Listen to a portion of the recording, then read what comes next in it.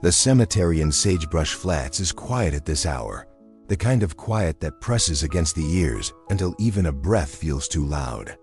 The morning wind moves across the high desert like something alive, brushing over the cracked earth, slipping between the simple gravestones, and rattling a few dry stems of winter grass. On the far edge of the cemetery, away from the polished markers and family plots, a small group stands around a rectangular patch of freshly turned soil. Detective Elena Mora watches from a short distance. Her hands stay tucked in the pockets of her jacket, partly for warmth, partly because she does not trust them not to shake. A yellow plastic pinwheel has been placed upright in the ground near the temporary marker. The cheap blades wobble unsteadily in the breeze. For most people, it would look like a toy left by a child. For Elena, it is a reminder that this place has never belonged to the living. A tarp rustles as the county crew finishes clearing away the last layer of soil. The coffin appears, small and faded, its wood weathered into a gray that matches the sky. People who come here always seem surprised by the size. They expect something larger, as though decades of sorrow should have changed its dimensions. But it remains the same small box lowered into this earth long before Elena's time. A few older residents of Sagebrush Flats gather near the fence line, hats pulled low, hands pressed to their sides as if steadying themselves. Some remember the discovery in 1981. Others were born after, but raised on the story. The girl with no name, the Jane Doe left on the service road. The child whose face became a sketch on a bulletin board and then a fading memory carried only by a few. They don't speak to each other. They don't need to. The forensic transport team approaches with calm professionalism, lifting the coffin with slow, deliberate care. Dust rises in a fine cloud, drifting through the cold air. Elena feels the familiar weight settle in her chest. Not grief exactly, but something older and heavier. The sense that she is witnessing a moment the town has been waiting for, even when they never believed it would come. There was always a story attached to this grave. A girl found in the ditch along mile marker 6. No shoes. No papers. No one who claimed her. The sheriff at the time wrote that she was approximately 8, though even that was uncertain. The investigation moved quickly at first, then sluggishly, then not at all. Files shuffled between desks. Notes lost their clarity. Witness reports contradicted each other. And with each passing year, the wind took whatever remained. But the people of Sagebrush Flats did something unusual. They kept returning to the site where she was found. Not in crowds or with ceremony, but quietly, individually. Someone began leaving pinwheels, always yellow. No one ever admitted to starting it. Some believed it was a retired teacher from the elementary school. Others whispered that it must have been the teenage boy who discovered the body, now a grown man who lived in another state. Whoever it was, the tradition endured. Each time the wind shredded the blades or sun bleached the color, someone replaced the pinwheel with a new one. Elena steps closer as the coffin is secured inside the transport case. She keeps her expression steady, but her thoughts drift to the old case folder photographs curled at the edges. Typed reports with entire sections obscured by age. A reconstruction drawing of a child's face that never resembled anyone's daughter, long enough to bring answers. For years, the sheriff's office kept the case on a shelf in the hopes that someone somewhere would call, write, confess, remember. No one did. She had grown up hearing fragments of the story, the way children in small towns absorb unfinished narratives carried around by adults. When she joined the sheriff's department, she found the file during routine training. It bothered her more than she expected, the way a loose thread can catch the fingers long before the mind understands why. She told herself she'd return to it one day. Years passed before she finally did. Now the moment is here, unfolding in slow, heavy silence. A worker signals that everything is ready. The transport team begins walking toward the van, its metal frame reflecting the muted morning light. As they lift the case inside, the pinwheel beside the grave catches a stronger gust and spins several times, bright and unsteady, as though trying to speak. Elena watches it until it slows again, until the blades tremble once more in the cold. She turns to follow the van, her boots pressing faint impressions into the soft earth. Behind her, the grave looks oddly bare without the coffin beneath, a hollow place waiting to be filled again with truth. For years the town has known only one version of this story, the one defined by absence. But today marks the beginning of something different, something that cannot be undone. Elena closes her eyes briefly as she reaches the gate. The weight of the past feels like a presence walking beside her, equal parts sorrow and resolve. The unanswered questions linger around her, forming shapes in the wind, urging her forward. She knows that this day will lead her somewhere she cannot fully predict, but she also knows it is time. To understand how this began, we go back to 1981. If stories like this matter to you, subscribe now. It helps us bring more truth to light. Before anything bad ever happened to her, Marisol Vega lived in a small stucco apartment above a corner store in Las Jarras, a town where distant freight horns shaped the rhythm of the day. The mornings always began the same way, sunlight gathering in soft squares across the kitchen floor, the smell of warm tortillas on the stovetop, and the quiet shuffling of her mother, preparing for another day of sewing prison uniforms for the correctional facility just outside town. Marisol would appear minutes later, hair slightly tangled from sleep, rubbing her eyes while carrying the same stuffed rabbit she refused to replace. She moved gently through their home, a girl who never rushed, who noticed tiny things adults stepped over without meaning to. Some days she would stop at the window overlooking the alley and watch dust swirl in little spirals, fascinated by how something invisible could suddenly show its shape. Her father liked to say she was born curious, the kind of child who asked why the wind never seemed tired or why the desert changed color twice a day. In a household marked by work and worry, she became the small point of brightness, a girl who hummed without realizing it, who drew flowers on old envelopes, who always wanted to help. Her younger brother Isaac sometimes followed her around, asking endless questions and begging her to play marbles, even though he was terrible at it. She never made him feel bad about losing. She would just roll another marble toward him and tell him he'd get better if he kept trying. For Isaac, she was more than a sister. She was the steady presence that made their narrow apartment feel like a place full of possibilities, instead of cramped corners and second-hand furniture. At school, her teachers described her as quiet but observant. She wasn't the kind of child who filled rooms with noise.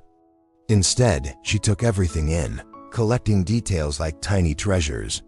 Her desk often contained small objects she found on the walk to school: a smooth pebble, a dried seed pod, a piece of ribbon caught on a fence. She kept them in a tin lunchbox she called her wind box, because she liked to say the wind had delivered each one to her. Her best friend, a neighbor girl named Serafina, teased her gently about it but understood. Children build their worlds out of what they can find, and Marisol's world was made of wind-tossed fragments.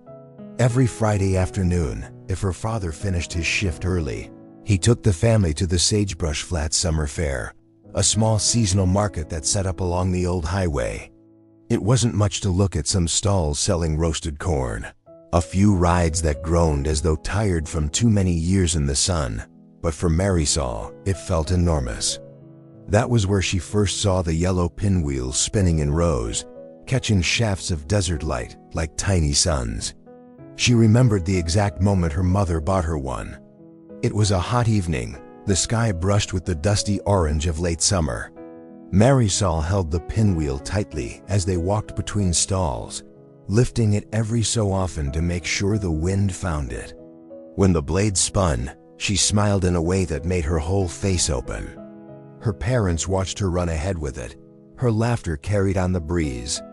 Later that night, she set the pinwheel beside her bed, whispering to it as Isaac drifted asleep. She told him the wind had a voice if you listened long enough. In their home, the pinwheel stayed near the window where it could catch the smallest drafts. She would check it each morning, as if confirming the day had begun. In photographs from that summer, it appears in the corner of nearly every frame, yellow, bright, familiar. Life in Las Jarras wasn't perfect. Money was tight. Her parents argued sometimes about bills or the unpredictable shifts at the rail yard. There were weeks when her mother's hands ached from sewing, weeks when her father returned home too tired to speak, but they always made time for their children. Sunday nights were devoted to slow dinners and prayer. Saturday mornings were for chores, though Marisol's job usually ended after wiping the table, because no one had the heart to burden her with anything more. What stood out the most about her world was the gentleness of its ordinary moments. A bowl of beans cooling on the counter, Isaac chasing a stray ball down the hallway, her mother humming old songs while folding laundry, her father tracing the lines of her drawings with a finger, telling her she had talent. These were the things that shaped her life far more than anything dramatic or unusual. Marisol spent that final summer creating small routines. She liked to sit on the concrete steps outside their apartment building, letting the warm air wrap around her. She watched neighbors come and go, listened to distant dogs bark, and counted passing cars until her mother called her in for dinner. Sometimes she played jacks with Serafina on the sidewalk, bending over the warm concrete. Other times she'd run through the courtyard holding her pinwheel as though she could make the wind chase her. Her last week before everything changed was filled with small, unremarkable events. She helped her mother sort laundry. She drew a picture of a desert rainbow, an idea her teacher found charming and improbable. She laughed at Isaac trying to balance on one foot. On the day before she disappeared, her father brought home a small bag of candy, handing each child one piece before dinner, pretending not to see the look her mother gave him for spoiling their appetites. And then came the final morning. The sky was clear and washed pale, the way it often looked in August when the heat had not yet arrived but promised to. Her mother needed to do laundry and decided to take Marisol with her to Sagebrush Flats, a simple errand they had done countless times. The laundromat there was cleaner, quieter, and close to a small market where Marisol liked to wander between the displays of fruit. Isaac stayed home with their father because he had a cold. Marisol dressed herself without being asked, choosing a soft blue blouse and shorts because she said they were light enough to let the wind through. She took her pinwheel with her, of course. She always did when they traveled even a short distance. She carried it proudly as they walked to the bus stop, her other hand folded around her mother's. On the bus ride, she leaned toward the window to feel the breeze through the cracked opening, letting it ruffle her hair. She told her mother she wanted to find something interesting that day, maybe another little treasure for her wind box. Her mother nodded, smoothing her daughter's hair, letting the moment linger. They arrived in Sagebrush Flats just past mid-morning. The air was already warming. They stepped into the laundromat, where the hum of machines created a low, steady vibration. Marisol set her pinwheel on a plastic chair, watching it tremble as drafts from the dryers stirred it. She wandered just outside the doorway, where sunlight poured across the pavement like a bright sheet. She didn't know this would be her last morning. She didn't know her life, so full of small joys and gentle rituals, would soon be defined by absence. She only knew the ordinary rhythm of a day that felt like any other, the kind of day where a child believes the world is safe enough to explore. That is where her world ends in memory, where her story pauses before it fractures. A girl holding a yellow pinwheel, a mother folding clothes. A moment suspended in fragile, familiar stillness, unaware of the shadow beginning to form just beyond the edge of sight.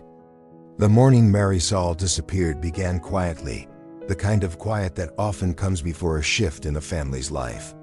The sun was already warming the cracked pavement outside the laundromat in Sagebrush Flats, a square building that sat between a shuttered auto shop and a vacant lot filled with patches of stiff yellowing weeds. Most people avoided doing laundry in the heat of the day, so the place was nearly empty. Inside, the machines turned with a steady mechanical rhythm as Marisol's mother fed quarters into the washers, rubbing the bridge of her nose between cycles.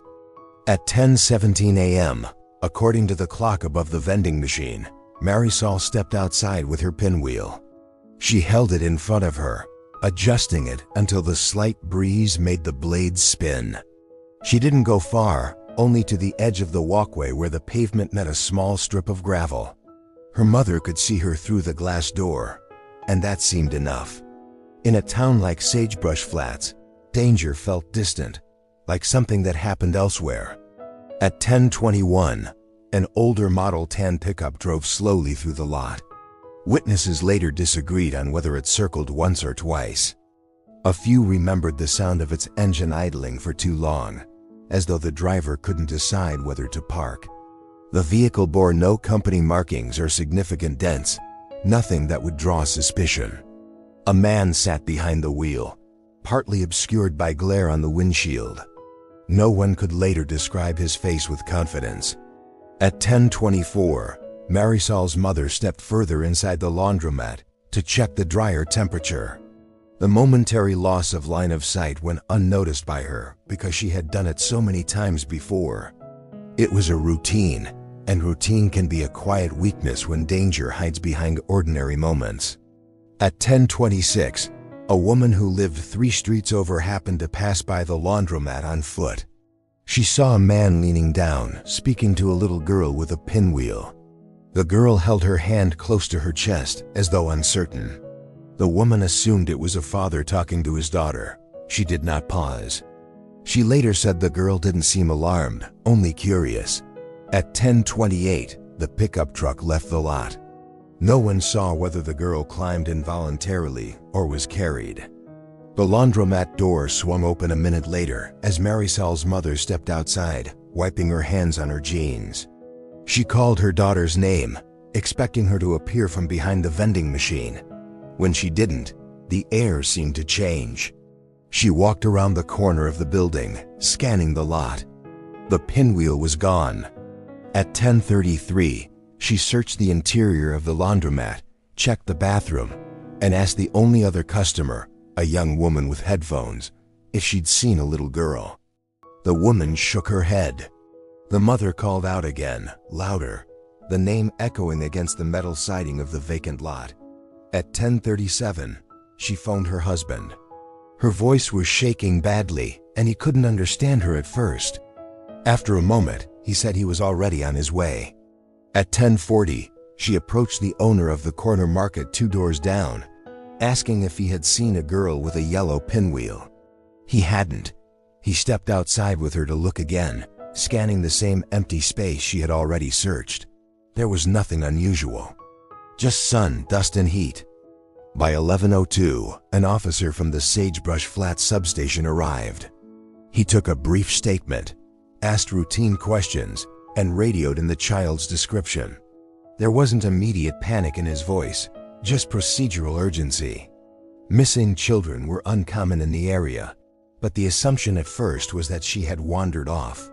For the next hour, officers canvassed surrounding streets, stopping anyone who walked alone or seemed out of place.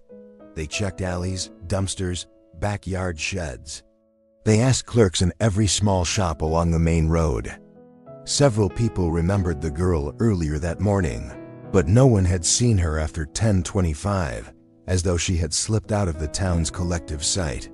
At 12:18 p.m., the tan pickup was reported by a teenager working at a gas station 7 miles east. He remembered it because the driver seemed anxious, asking for directions even though he had a map on the seat beside him.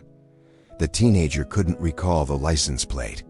When asked later, he said the man was alone at the time. The search continued without luck. Dogs were brought in. Volunteers combed areas along the highway. The desert heat climbed into the triple digits, forcing pauses to keep people from collapsing. Then came the discovery. At 5:46 p.m. that same day, a local couple, both 17, drove along the old service road near mile marker 6. The road was a narrow stretch of beaten pavement used mostly by maintenance crews or curious teenagers looking for privacy. The couple had driven there simply to watch the sunset, something they had done many times before. As the boy drove, the girl in the passenger seat noticed something at the edge of the ditch. She asked him to stop, thinking maybe an animal had been hit. When they stepped out, they felt the air shift. Desert evenings could drop into coolness quickly, but this was a different kind of chill, the kind that hints at something out of place. They walked toward the ditch slowly. The boy moved ahead by a few steps. When he reached the shallow slope, his breath caught. The girl followed, then froze. Neither spoke for a long time. A child's body lay among the patchy brush, positioned unnaturally as though placed there without care. Her clothes were dusty but recognizable. Her shoes were missing. Beside her, partly lodged in the dirt, was the broken yellow pinwheel. One blade snapped, another bent. The center spindle marked by a faint scrape. It looked as though the wind had tried to turn it but couldn't. The couple backed away gradually. The girl covered her mouth, shaking. The boy stumbled toward the car and fumbled for the radio, calling for help with a voice that cracked under its own weight. At 6:12 p.m., deputies arrived. The area was cordoned off. The couple gave their statements separately, both recounting the same details with unsettling consistency. The girl had not been dragged far from the road, and there were no tire tracks easily visible on the hard ground. The wind had erased much of the surface evidence, carrying dust across the soil in thin waves. The deputy who first approached the body described a feeling of disquiet before he even knelt beside her. He could see she was young, smaller than he expected. Her hair was tangled with desert grass. After checking for any signs of life, he stepped back, unwilling to disturb anything that might guide investigators later. The pinwheel became the first clear piece of the narrative, the only item that connected this child to a specific identity. But at the time, the symbol meant nothing more than a hint at who she had been just hours earlier. It was placed carefully into an evidence bag, though no one believed it would yield much. Wind and time had already worked against them. At 6:34 p.m., the sheriff arrived. He had been through cases before, but nothing like this. A missing child in a small community was not something he could shrug off. The first question he asked was whether any nearby towns had reported a missing girl. Dispatchers checked surrounding jurisdictions. No immediate matches were found. At 6:48 p.m., as the last of the daylight faded, the sheriff requested a second team to help map the area. They photographed every bush, every indentation in the soil, every piece of stray debris. A scrap of blue fabric was found caught on a thorn near the ditch, but determination of whether it belonged to the girl remained uncertain. At 7:10 p.m., her body was transported to the county morgue. The sheriff remained at the ditch. He walked the length of the service road slowly, pausing at certain points as though listening. Some details didn't fit the scene. There were no clear signs she had been harmed on site, suggesting she was brought there after. There was no evidence of a struggle, no drag marks, and no clear footprints. The desert had worked like a blanket, smoothing every irregularity. He also noticed something else, something small but nagging. A circular impression in the dirt, faint and almost erased, as if left by something that had pressed briefly before being removed. It didn't match any tire pattern or boot tread. He knelt beside it, studying the shape until the wind obscured the outline entirely. That faint circle became an unresolved detail, one that would linger in the reports for years. Some speculated it might have been a piece of equipment from the truck, maybe a tool or a container. Others believed it might have been accidental, an indentation caused by weather or debris. But it remained unsolved and unclaimed by any understandable explanation. By nightfall, Sagebrush Flats was no longer the quiet desert town it had been that morning. The news spread quickly, not through headlines, but through phone calls, knocks on doors, and whispered conversations in kitchens. People looked at their children differently as they tucked them into bed.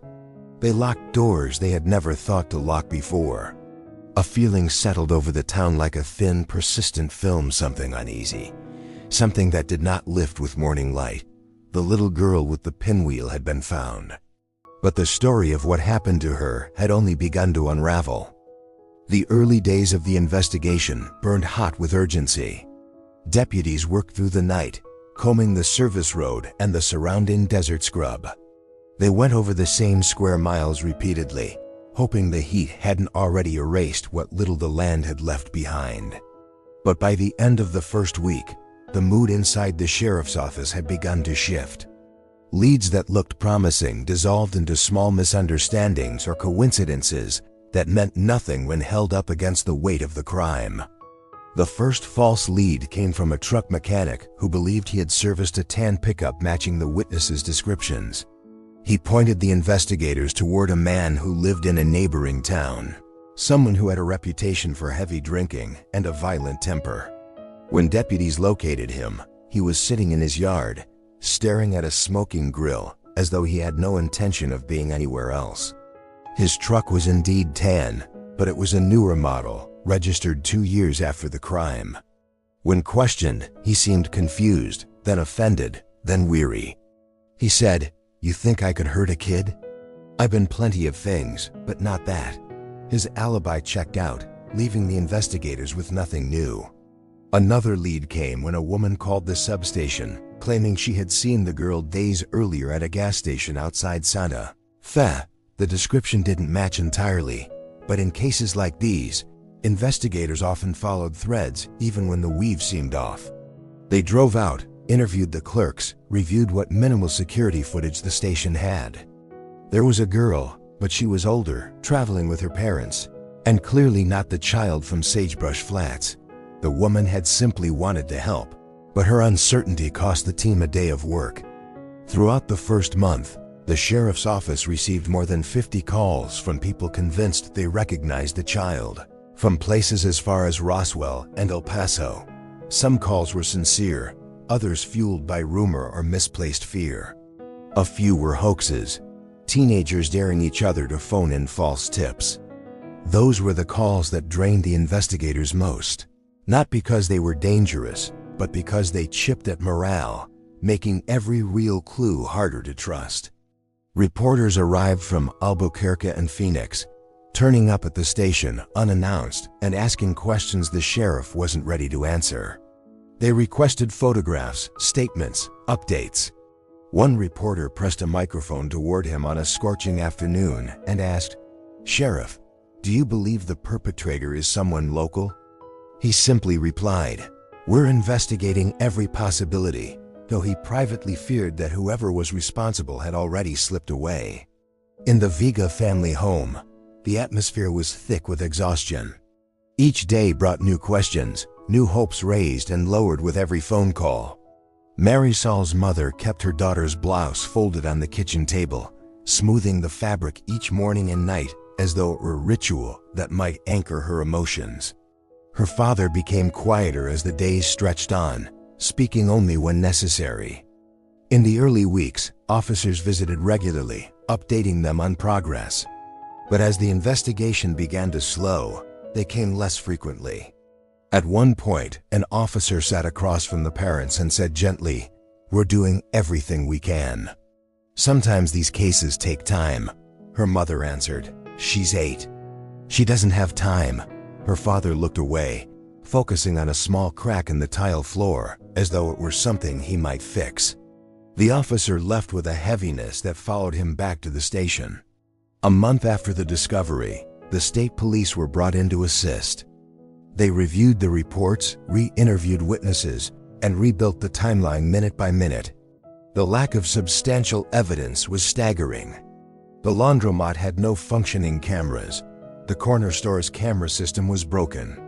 The teenage couple who found the body remembered only the stillness of the scene and the shock of what they saw, not details that could break open the case. Officers visited the gas station again, hoping the teenager who had reported the tan pickup might recall more. He shook his head apologetically. "It was just a guy," he said. "He looked tired. That's all." They asked if he saw anything in the truck, a toolbox, a jacket, a map, nothing more. As autumn approached, the search radius expanded. Officers scouted abandoned shacks and rest stops along the highway. They found empty beer bottles, footprints hardened by the sun, and remnants of old campfires. None of it connected to the crime. The desert was too vast, too well worn by strangers passing through. By winter, the investigation's momentum faltered. Cases involving missing children often hinge on the first 24 hours. Everything after is hope stretched thin. The sheriff met with his lead detective and reviewed the evidence pinned across a large corkboard. The photos of the service road, the sketch artist's rendering of the girl, the bagged pinwheel, the blue fabric scrap, the faint circular impression noted in the report. Nothing pointed definitively in any direction.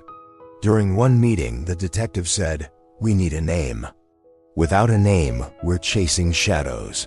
The sheriff nodded, knowing the weight of that truth. A child with no identity has no network of relatives to question, no school records to examine, no medical history to trace. She exists only as a small set of details, unconnected to any larger narrative. The family waited for updates that grew less frequent. The parents traveled to nearby towns, posting homemade flyers with their daughter's photograph, though the sheriff's office advised them that the body found might not even be Marisol. They did it anyway. They visited the laundromat repeatedly, as if hoping she might appear from around the corner, smiling, unaware of the chaos she had caused. Isaac clung to his mother's leg each time, watching the machines turn and turn, not understanding why his sister wasn't there to count the spins. A year passed. Tips dwindled. Public attention slid to other matters. The sheriff kept the file open, but moved it from his desk to a shelf behind him. He still glanced at it some nights, staring at the handwritten initials on the spine. But there were other cases to address. Life in the county moved forward, even if the Vega family's life did not. In 1983, a man was arrested in Texas for a similar crime. Officers wondered if the two cases were connected. They traveled to interview him, but he denied everything. His timeline didn't match. His vehicle was a different color. His history was disturbing, but not relevant. Another false hope, another long drive back to New Mexico with no satisfaction. In 1985, a transient man was found sleeping near the old railroad bridge. He matched a vague description provided by one witness who remembered seeing a man near the laundromat that morning. Officers questioned him, but he was disoriented and offered no coherent statements. Once they sorted through his background, it was clear he had no connection to the case. By the late 1980s, the case file had thickened with notes that felt circular. Pages full of maybes, possibilities, and could-bes. Officers retired, new ones took their place, each inheriting the file with the same determined expression that eventually faded into the same tired acceptance. The file became a rite of passage in the department, reviewed periodically, discussed at meetings, revisited whenever a new missing child report came in, only to be placed back on the shelf. Media attention resurfaced briefly in 1991 after a statewide special highlighted unsolved cases involving children. The sheriff at the time gave a short statement saying, "We will not forget her." But even he sounded resigned, as though the words were more for the cameras than for himself. Through all this, the Vega family carried their grief quietly. Marisol's mother learned to answer the phone without hoping. Her father took extra shifts, avoiding the silence at home. Isaac grew older and tried to fill the space she left, though he could never manage it. Each year on the anniversary, they visited the cemetery in Sagebrush Flats, standing by the grave that held a child they believed was their daughter, but could not prove. Marisol's mother once whispered, "If this isn't her, then whose child is this?" Her husband had no answer. By 1996, the sheriff's office formally reclassified the case as cold. There was no ceremony, no announcement. Just a note in the system and a quiet understanding that the file would only be revisited if new information surfaced. The final line written by the detective read, "Pending identification." No active leads. It was the kind of line that signaled not an ending, but a long pause that might never break. Time has a way of softening certain memories and sharpening others. In the years after Marisol's disappearance, The Vega family learned this slowly, in the same quiet manner that seasons change in the desert. At first, the days felt heavy in a physical sense, as though the house itself strained under the absence of a child whose voice had once filled every hallway. They stayed in Las Jarras for a long time, believing the answers they needed would come if they remained where everything began. They held on to routines, morning coffee, Sunday dinners, the careful folding of laundry. But routine without resolution becomes something fragile, and eventually it cracks. The photographs in their home began to shift in meaning. Pictures that once captured a birthday or a trip to the small town fair now held a kind of stillness that made them painful to look at. Her mother moved some of the photos into drawers so she could choose when she faced them. Her father kept one in his wallet, the edges worn soft from years of opening and closing. Isaac kept a small one wedged behind the frame of his bedroom mirror. He never spoke about it, but he checked it each morning before school, as if ensuring it had not changed overnight. During the first decade, the family experienced life in fragments. Holidays passed with muted celebration, birthdays observed only in thought. Her mother wrote letters she never sent, sometimes addressed to law enforcement, sometimes to Marisol herself. One letter began with the words, "Mihija, I don't know where you are, but the wind still moves the pinwheel like you used to." She wrote it on a quiet evening in 1988, folding it once before, placing it in the box where she kept other small treasures. The stuffed rabbit, a few drawings, the tiny tin lunchbox her daughter once called her wind box. She kept them together as though proximity could preserve meaning. Her father expressed grief differently.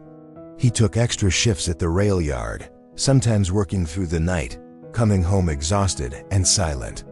The physical labor dulled the ache, at least for a few hours at a time. Neighbors noticed he had become leaner, his expressions tighter. He rarely spoke about his daughter, but when he did, his words were simple and unadorned, as if he feared that any emotion placed between them might break him open. Isaac grew from a young boy into a teenager in the shadow of the case. His memories of Marisol blurred slightly as the years passed, not from lack of love, but from the way memory behaves when untethered from new experiences. He remembered her laugh clearly and the way she ran with her pinwheel held high.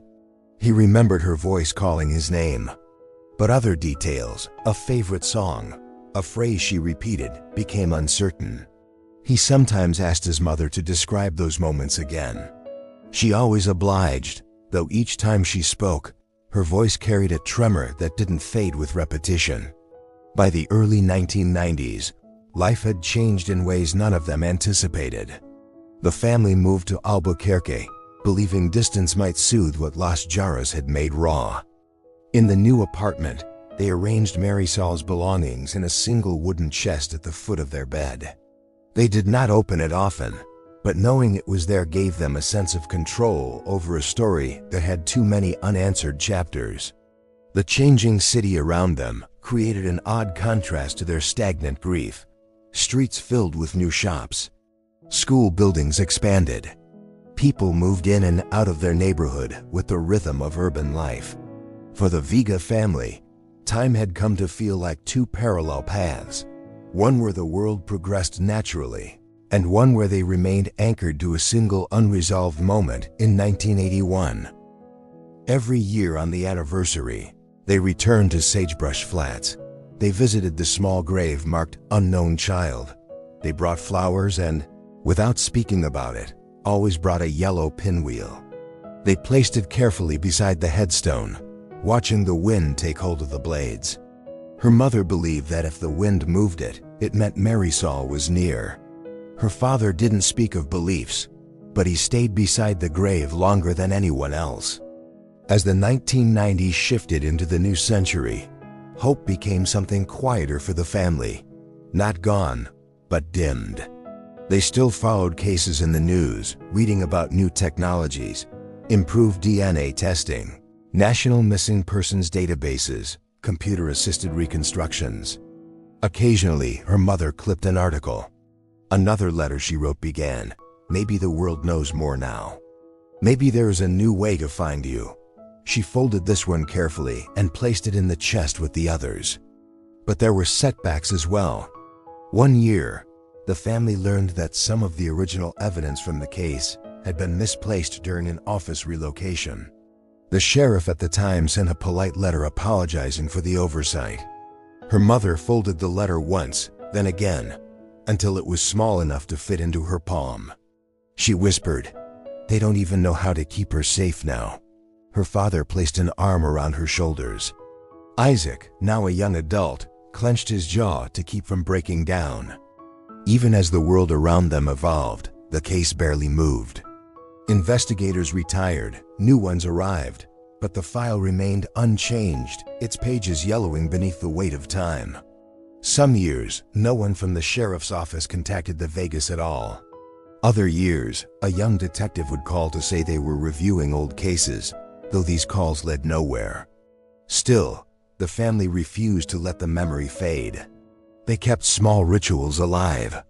Each December, her mother hung a small yellow ornament on their Christmas tree. Each spring, her father tended a small garden outside their apartment window, planting marigolds because they were the color of her daughter's pinwheel. Isaac, now in his 20s, visited the fairgrounds where the original pinwheel was purchased.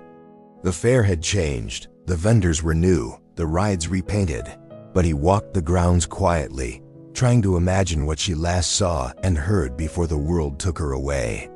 In the mid-2000s, Isaac enlisted in the National Guard. He said he wanted to serve, but part of him also wanted to understand danger differently, to do something with the restlessness he carried. Before leaving, he asked his mother for a photo of Marisol. She gave him one, a faded copy from a school portrait. He kept it in his wallet just as their father once did. The family endured other hardships too: aging parents, health scares, job changes, quiet financial pressure. But grief remained the undercurrent, steady and unyielding. They spoke of Marisol less often as the years went on, not because the memory hurt less, but because it had become woven into the fabric of who they were. Then, in 2017, something shifted. It happened almost by accident. A young deputy in Cielo Mesa County, still early in her career and eager to prove herself, pulled the cold case file while working through old archives. Her name was not yet familiar to the Vegas, but it would become central to their story. She noticed the inconsistencies in the early reports, the abandoned leads, the missing paperwork. She noticed too that the technology referenced in the file was painfully outdated by modern standards. She saw the old notes about unidentified remains and the line that read, "DNA extraction attempted, insufficient material." She knew that extraction methods had evolved since the early 2000s. She knew it was possible now to recover profiles from samples once considered unusable. The realization made her pause. She closed the file, holding it against her chest for a moment. She believed there was more that could be done. In Albuquerque, the Vega family felt nothing of this shift yet. Their life continued in quiet patterns. But that same year, her mother opened the wooden chest for the first time in months. She unfolded the letters written decades before. She touched the worn handle of the wind box. And as she looked at the objects, she felt something she had not felt in a long time. Not hope exactly, but a stirring, like movement in the air before a storm. She pressed her hand against the lid of the chest, keeping it open as though afraid it would close again on its own.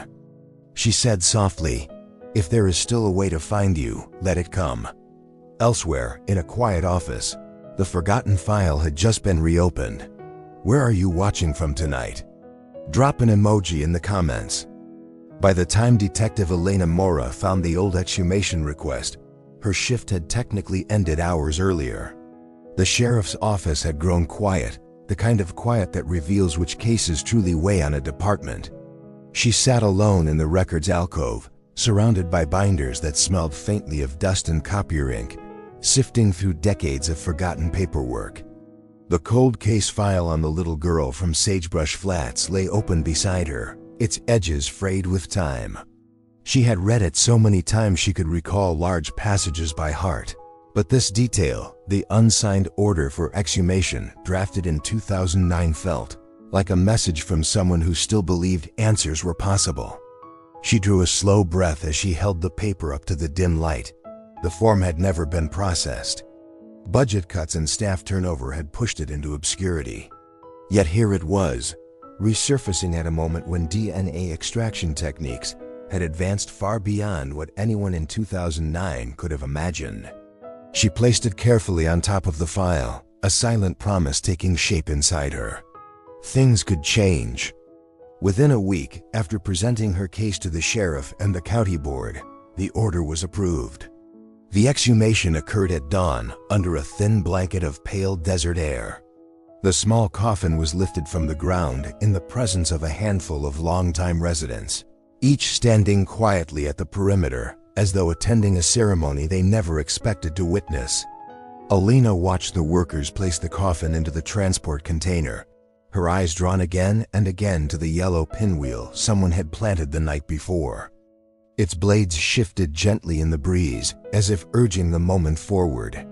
The remains were sent to the State Forensic Laboratory in Santa Fe. The building held none of the emotional weight of the cemetery. It was cold, clean, and humming with precise machinery.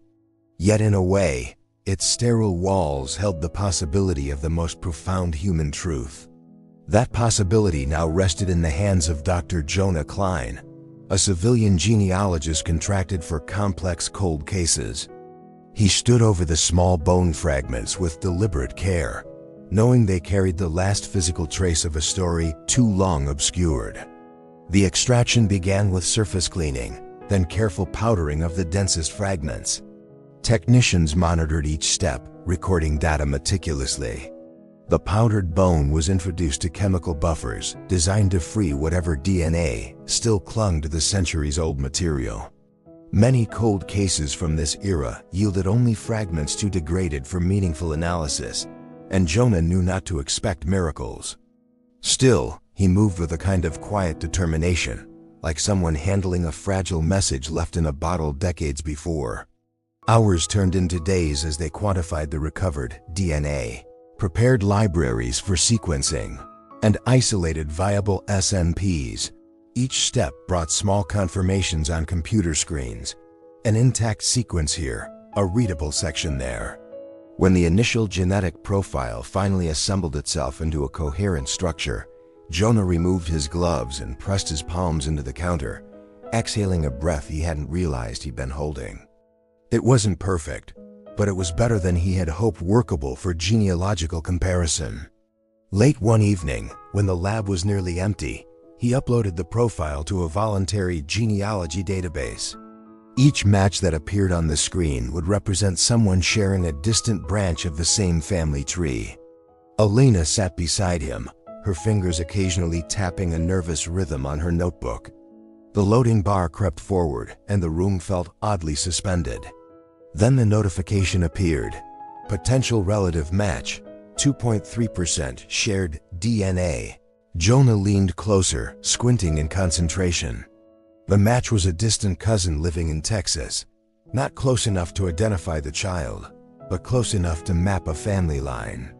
They expanded the genealogical tree, pulling birth records, census data, and state archives. The leaves and branches grew wider, reaching into northern New Mexico. Several surnames repeated, but one stood out, Vega. That name drove a current through both of them. Alina searched the original case file, flipping past pages worn soft with age. She found what she needed: a missing persons report from Las Jarras, filed by a family in 1981, a little girl. 8 years old, last seen at a laundromat. The photo showed a child with gentle eyes and dark hair, the kind of expression that made strangers smile. Her name was Marisol Vega. The details aligned with disquieting precision: the approximate age, the timeline, the geography. The missing report filed on the same day the Jane Doe was found. Jonah compared the DNA profile from the exhumation to the decades-old maternal sample stored in the national database. The match registered without hesitation. The girl long buried as unknown child had a name, a family, a history. Elena sat still as the confirmation printed. The words on the page seemed impossibly small. She imagined the Vega family opening their door to officers in 1981, waiting to hear whether the body found belonged to their daughter. She imagined their confusion turning into dread when the answer came back uncertain.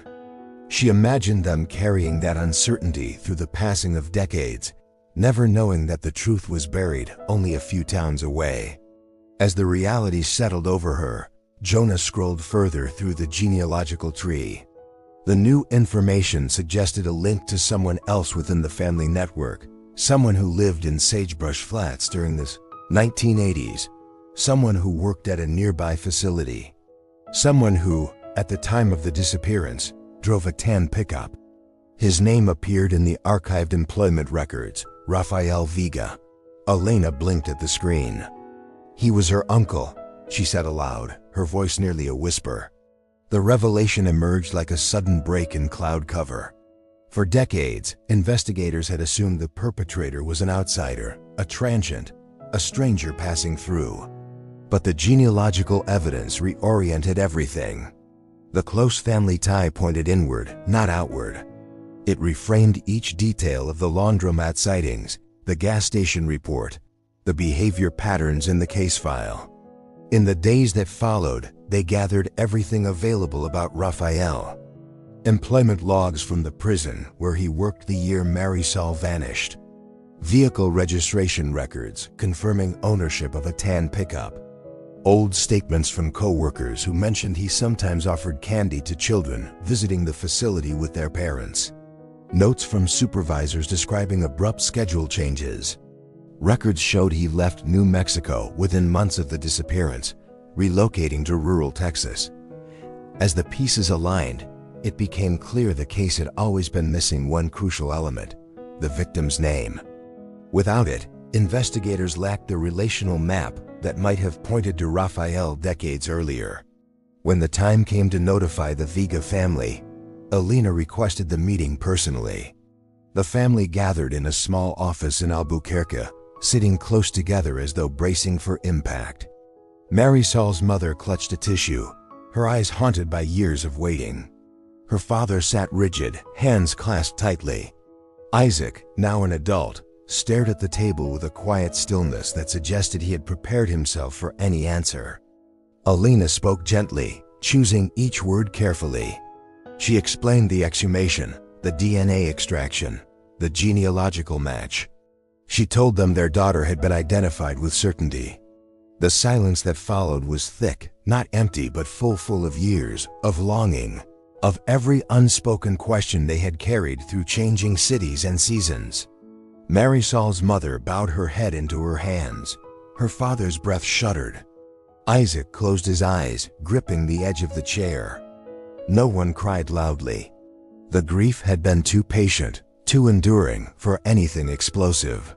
Their sorrow was quiet and vast, but within it lay a glimmer of something else, a small, trembling relief that they finally knew where she had been all this time. Over the next week, news traveled through Sagebrush Flats. Residents gathered near the little grave, leaving flowers and new yellow pinwheels. Some whispered that they had always wondered. Others admitted they had feared the truth was lost forever. Many felt something shift inside themselves, a sense that the wind had finally turned. Where the desert had once held a secret, science had brought forward a name. Hit the like button if you believe justice always finds its way. The knock on the door in rural Texas came just after sunrise, when the sky was still pale and the world seemed undecided about whether it wanted to wake. Rafael Vega opened the door wearing the dull expression of someone used to being left alone. His house sat at the end of a quiet gravel road, far from town, the kind of place people drove past without thinking. When he saw the officers standing there, a flicker of confusion crossed his face, followed by something else, something guarded. As though he had long ago learned to expect bad news, Detective Elena Mora stepped forward. She introduced herself slowly, giving each word enough space to settle. She told him they needed to speak with him regarding an old case from New Mexico. His face tightened. He hesitated, then tried to close the door. One of the deputies placed a hand against it, not forcefully, but firmly enough to halt the motion. Elena explained there was a warrant. At the sound of the word, his shoulders sagged. He did not resist. He simply held out his hands as though he had known for years this moment would someday find him. The ride back to New Mexico was uneventful. Raphael said little, staring at the horizon through the window. When asked if he understood the charges, he replied, "You're digging up ghosts." When asked if he wanted to make a statement, he shook his head. The silence continued mile after mile, the kind that feels too heavy to break. In Sagebrush Flats, word spread quickly. Residents who had lived with the quiet ache of the Jane Doe's story for 4 decades gathered near the courthouse, their faces a blend of sorrow, relief, and disbelief. The Vega family arrived separately, stepping carefully through the crowd. Isaac stayed close to his parents. His demeanor carried a stillness that suggested he had prepared himself for anything, even this. Inside the courtroom, the light filtered through high windows and soft muted tones. Dust particles drifted in the air, the slow movement visible only when the sun struck them. People took their seats with hushed anticipation. The room felt suspended between the past and present, balanced on the edge of truths that had waited too long. Raphael was escorted in quietly. He looked older than his years, worn by a life that had collapsed inward. His eyes never lifted toward the Vega family. He kept them focused on the table before him, as if staring at a blank surface could shield him from what was about to unfold. The prosecution presented the findings methodically. They introduced the genealogical evidence, the recovered DNA profile, and the family tree that led back to Marisol. They called technicians who explained how the exhumed remains matched the maternal line with certainty. When the forensic genealogist took the stand, he described the process without embellishment, detailing how the distant cousin match narrowed the search and how the connections ultimately converged on the Vega family itself. A hush moved through the room as each piece of information settled. People who had speculated for years about strangers, outsiders, or travelers now faced an altogether different truth, that the tragedy had come from within the child's own family. The revelation struck differently for each listener: shock for some, confirmation for others, and a renewed sense of grief for those who had long suspected darkness closer to home. The defense attempted to challenge the timeline, the reliability of memories, and the integrity of old records. They argued that decades had eroded the clarity of events. They suggested there were too many unknowns, too many possibilities shaped by a desert that swallowed evidence as quickly as it revealed it. But the genealogical findings remained firm, unshaken by cross-examination. One of the most difficult moments came when Marisol's mother was asked to identify personal items recovered from the family chest years earlier. She held the tin wind box in her hands, her fingers trembling slightly. She did not have to open it. She simply nodded, confirming what had always been true: the child who loved the wind, the child who carried small treasures, had been theirs. Some members of the juror panel bowed their heads, moved by the quiet dignity of her testimony. As the trial progressed, the emotional strain grew visible. Elena sat in the courtroom each day, absorbing every word, every shift in the air. She remembered the first time she saw the yellow pinwheel at the cemetery, how its blades had turned with the morning breeze. She held onto that image as the weight of the case pressed upon her. For her, the trial was not just a legal proceeding, it was a bridge between 2 eras, the moment when the girl's story was finally returning to her name. When closing arguments concluded, the courtroom felt charged with an uneasy stillness. Hours passed, then the jury filed back in. They did not look at Raphael as the verdict was read. Guilty on charges of kidnapping and murder. Guilty on all counts related to the concealment of the crime. Raphael sat motionless, his expression unreadable, as though he had rehearsed this outcome in his mind for years. There was no outburst, no plea, no final declaration. only silence. Marisol's parents held each other tightly.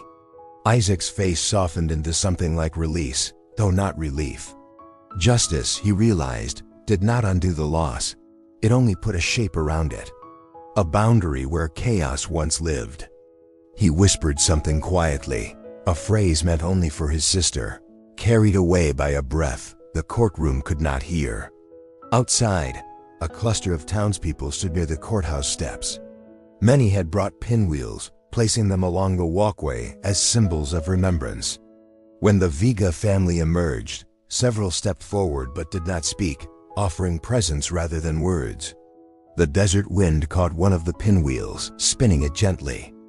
Isaac watched it turn, the steady rotation creating a rhythm that felt strangely soothing, as if the world were offering a small gesture of acknowledgement.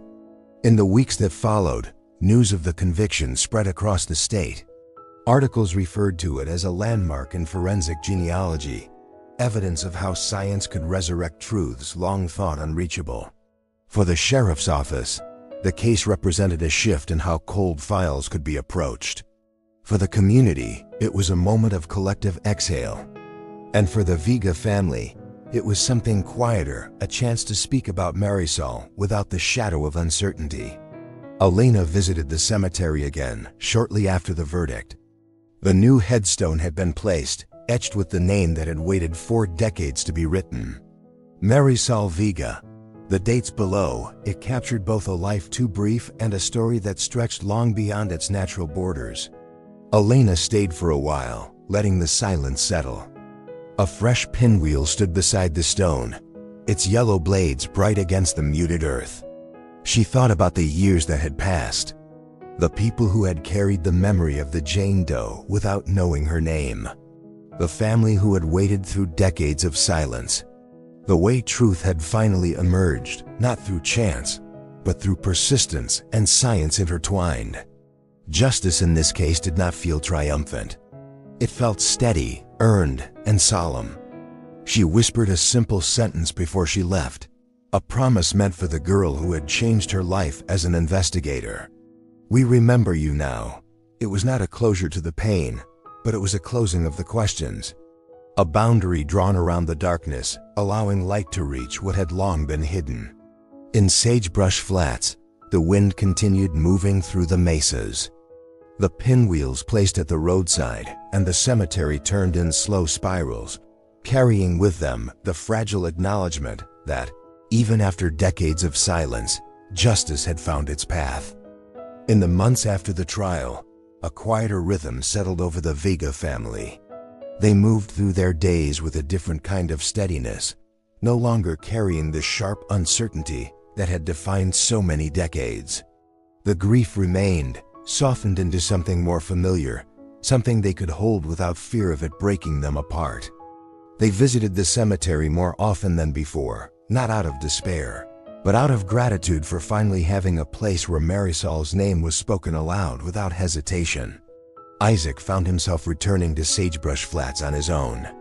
Sometimes he walked the service road where she had been found, listening to the low sweep of the wind across the sparse brush. The desert had a way of preserving silence, of offering space without demanding anything in return.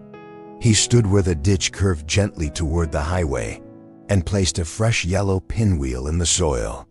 The blades spun slowly, calm and certain, as if acknowledging his presence. For the first time, the place felt less like a wound and more like a chapter laid to rest. The community shifted in small ways too. People who had once spoken of the Jane Doe with quiet sorrow now used Marisol's name. A plaque was added near mile marker 6, funded by donations from residents and former residents who had followed the case from afar. Some left flowers, others left small tokens. One man placed a single smooth stone. A woman left a folded note. Most often, people brought pinwheels. Their colors flickered across the landscape, subtle yet unmistakable, bright against the muted tones of the desert. Detective Elena Mora continued her work, but something in her approach had changed. She kept a copy of the genealogical tree on her desk, A reminder that investigation is a long road and truth can drift just out of reach until someone is willing to chase it again. When she looked at the tree, she thought about the fragility of connections and the quiet power of persistence. She also thought about the town that had kept watch over a nameless grave, never allowing the story to disappear entirely. She visited the cemetery one evening, standing by the headstone as soft light settled across the mesas. A faint breeze stirred the newest pinwheel placed by the stone. It turned gently, almost thoughtfully, in a way that made her believe stories never truly end. They simply change shape. She whispered a few words, not out of ritual but out of respect, acknowledging how the life of a child she never knew had changed her understanding of justice and time. As the years stretched forward after the trial, the legacy of Marisol's story grew quiet but steady. Schools in the county updated their child safety protocols. Community centers held small workshops on missing persons awareness. A local librarian organized a shelf dedicated to cold case resources. People learned that justice does not always arrive quickly, and sometimes it requires the hands of several generations to bring a single truth forward. What remained strongest, though, was the sense of memory carried through objects left behind. The wind box in the Vega home stayed where it always had, filled with the small treasures Marisol once collected. Her mother opened it from time to time, not to grieve, but to remember. Her father tended marigolds each spring, watching them bloom in the color that reminded him of the pinwheel she loved. And Isaac kept a spare pinwheel in his truck, a quiet companion on long drives. Life did not return to what it had been before 1981. It never could. But it found a way forward, shaped by truth rather than unanswered questions. The desert wind kept moving across the land, the same wind that once turned a little girl's pinwheel on the steps of an apartment building in Las Jarras. Now that same wind carried her name, spoken softly by those who refused to let her story vanish. Justice had arrived slowly, impossibly slowly, but it had arrived. And in its wake, it left a path of remembrance, an understanding that memory, like the wind, continues long after footprints fade. Which case should we tell next? Leave your suggestion below.